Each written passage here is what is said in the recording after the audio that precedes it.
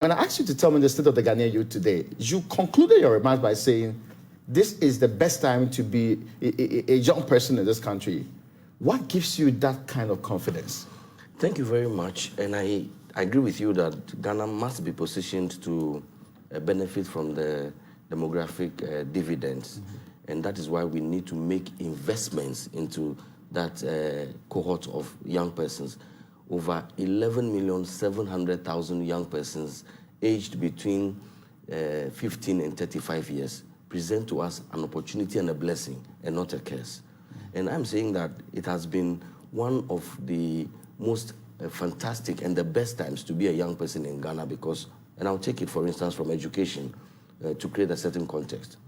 The challenge and the history has been that there were large numbers of Ghanaian youth who dropped along the line, not because of lack of capacity, mental capacity or interest in education, but just because the financial barrier, that payment of secondary school fees presented. Many young, brilliant young men and women were left along the line.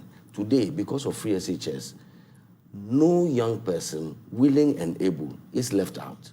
At least we are guaranteed, if this continues within the next 15, 20 years, we are guaranteed a generation that has a minimum educational level of secondary education. Okay. And that can only be a good thing for us. There are many jurisdictions that we are having conversations with, even about getting some Ghanaian truck drivers, for instance, to assist him. And the last time I traveled, I had conversations with my counterparts in other jurisdictions, the need for truck drivers. But the fundamental discussion has always been what the lowest levels of education generally in our country has been. Through free SHS, we are increasing now over 1.2 million Ghanaian young persons are in the classrooms, and that a chunk of that would have gone to school automatically, right? But a large number of them would have stayed behind.